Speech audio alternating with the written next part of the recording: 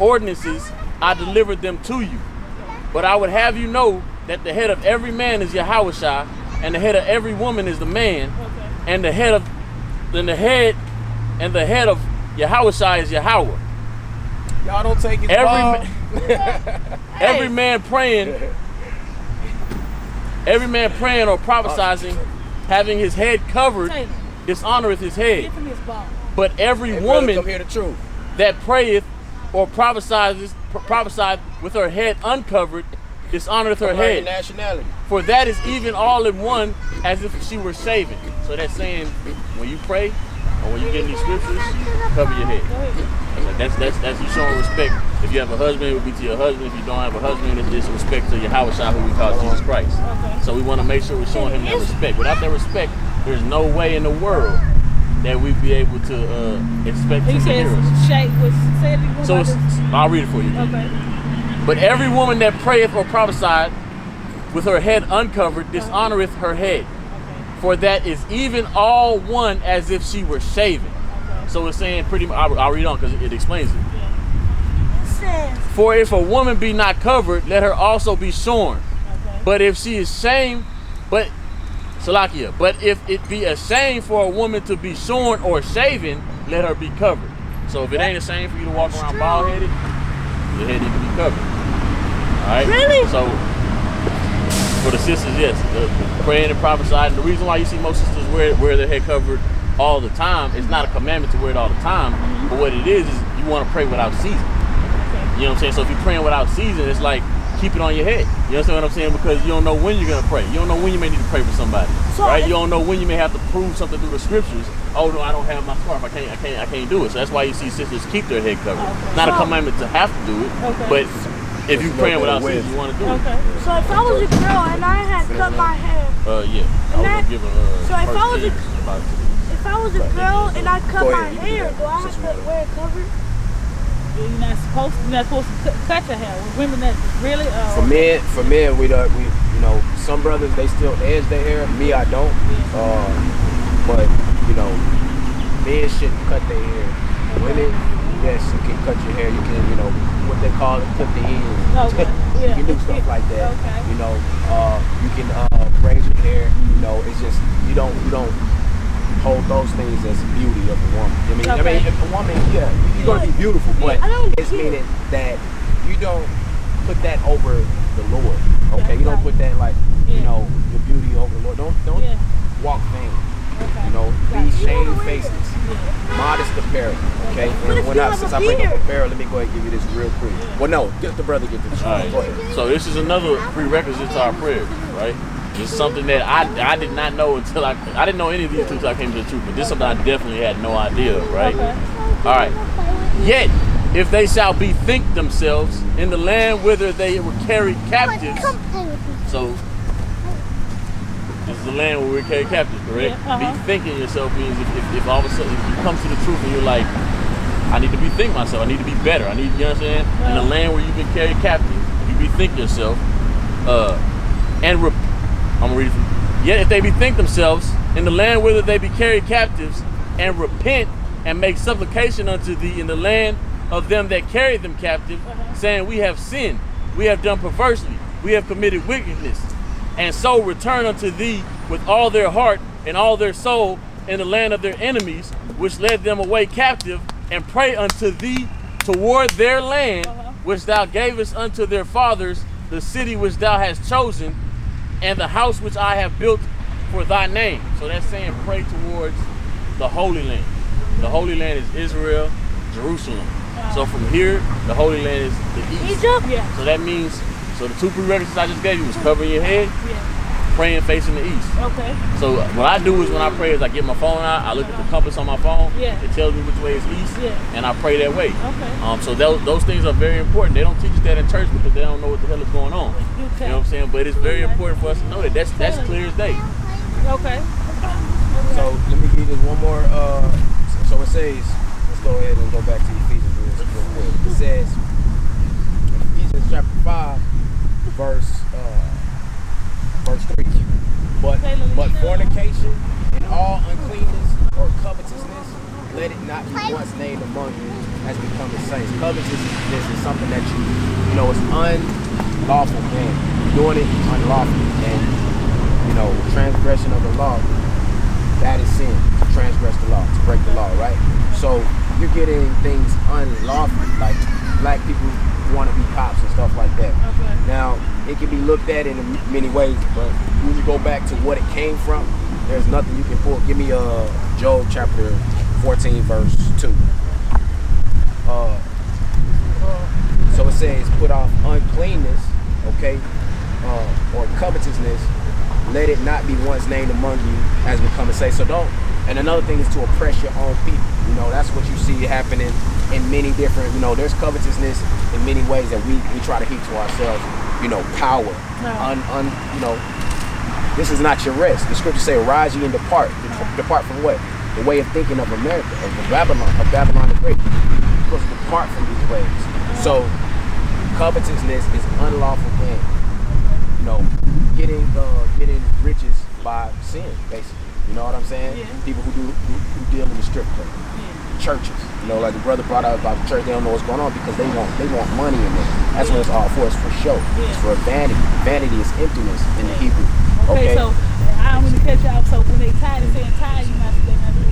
Because tithes actually comes from when we were in Egypt, we laid up bread and wine and all these things.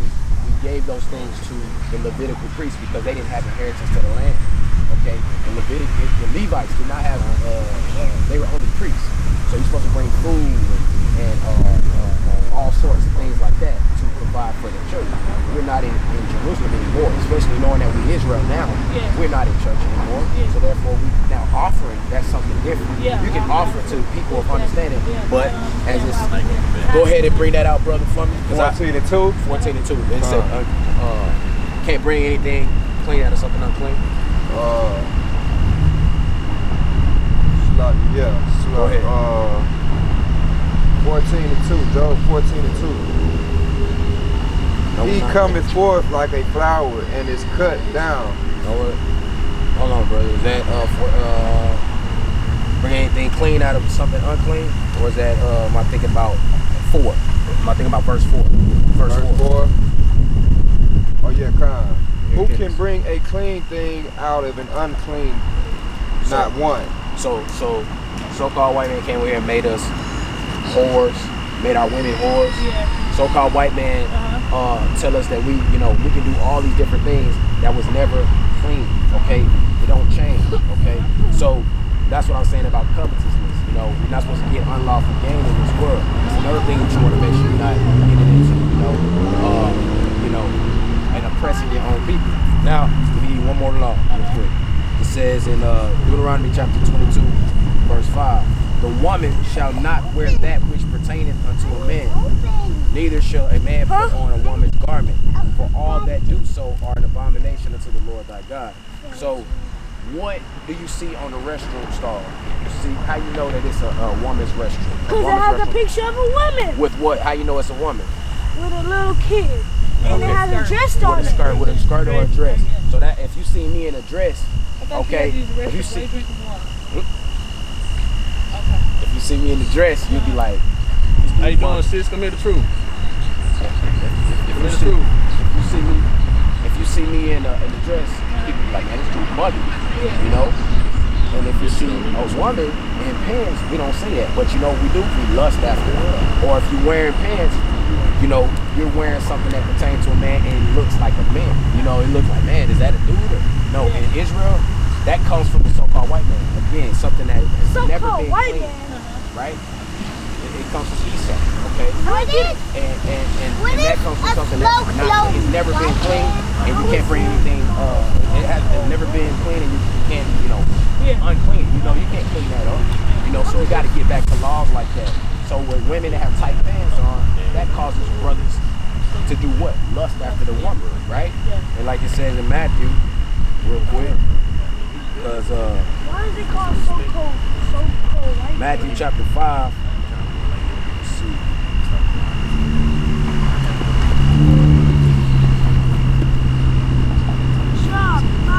Okay, so let me give you a law. It says, ye have heard that it was said by them of old time, thou shalt not kill, and whosoever shall kill shall be in danger of the judgment. But I say unto you that whosoever is angry with his brother without a cause shall be in danger of the judgment. So the Yahushua, he brought more perspective of the law and make us put our heart in.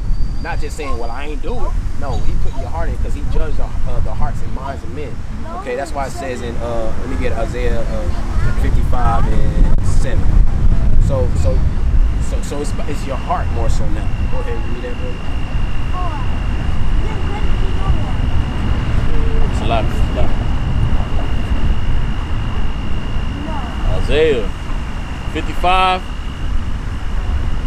verse 7. Let the wicked forsake his way, and the unrighteous man his thoughts. Okay, so this is when we're out here showing, and you coming up and hearing this word, and us being out here, that's broadcasting the Lord's mercy. Okay, so you were sinning, you were in sin, we were in sin. Okay, so we're forsaking our thoughts, because that's where the doing of the law actually has more. It's you solidify it through your heart. That's where you solidify you going according to the Most High, because He's judging your heart and your mind, right? So let me go ahead and take you here, because I was bringing out about women wearing tight pants and stuff. So it says, ye have heard, this is Matthew chapter 5, verse 27. Ye have heard that it was said by them of old time, thou shalt not commit adultery, laying with another man's wife. Okay?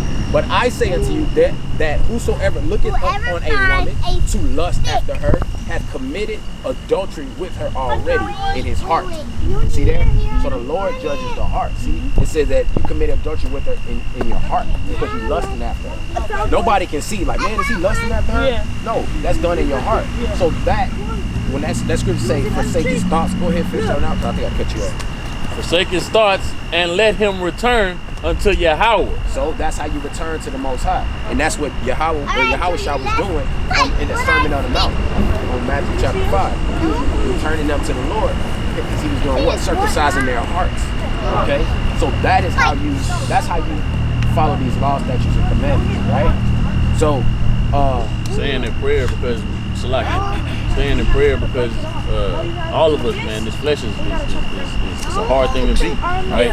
So all of us have certain things that are harder for us than others. One person may be a liar, one person may be a fornicator, whatever it may be. Some of us have things that are harder for us to defeat than others.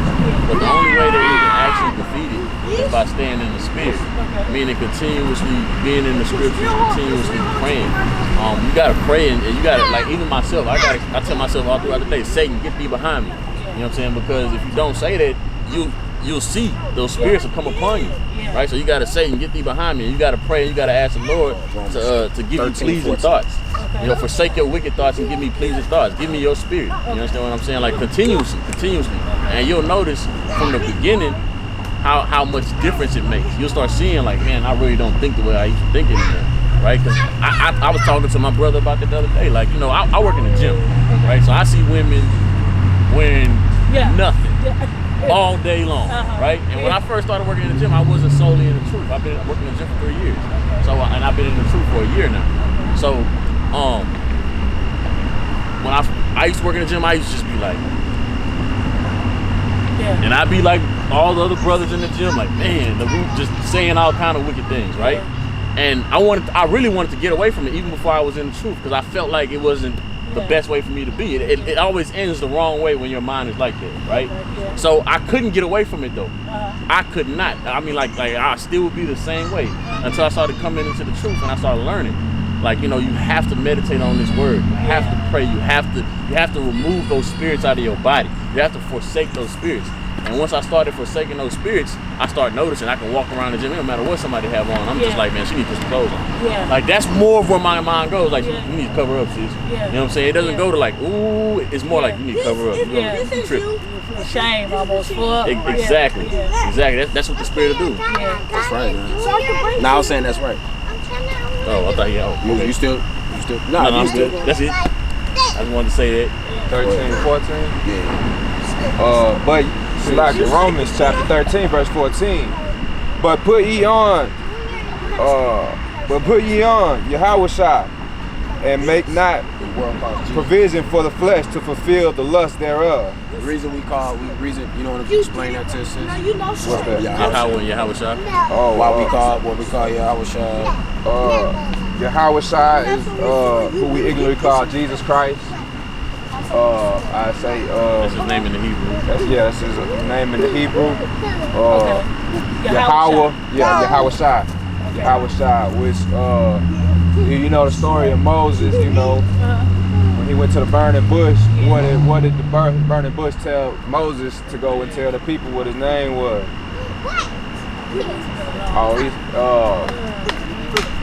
He said that I am. He said I am. Yeah, okay. So Moses wouldn't go to the people and say I am. Nah, he gonna go and say he is.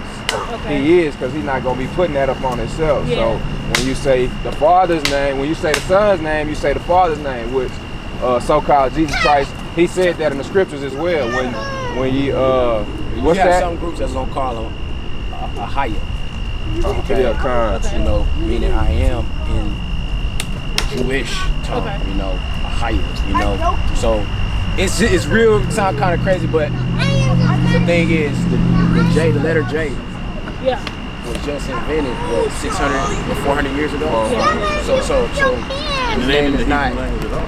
you know what I mean? This is a It was not this created is a in the Hebrew. 1611 King James Version Bible right here. Okay. It's not a letter J in this Bible at all. Yeah. There was not a when this, like I say, in 1611 there was no J. The letter J is the newest letter in the English language. Okay. Yeah, so when like I say when said you looking there's at no letter J in here? so Jesus, so-called Jesus Christ in that book, his name is I-E-S-U-S. It's no J, it's spelled with an I. Okay. Yeah, so that's just further elaborating on what brother was just saying right here. So another thing I want you to get from that, Romans 13 and 14, make no provisions for the flesh. How so? Because you see all the oppression that we're going through, then you see where all of it comes from. It comes from our enemies, and all of our teachings as well come from our enemies. I'm gonna read you in Romans chapter 8 verse 1.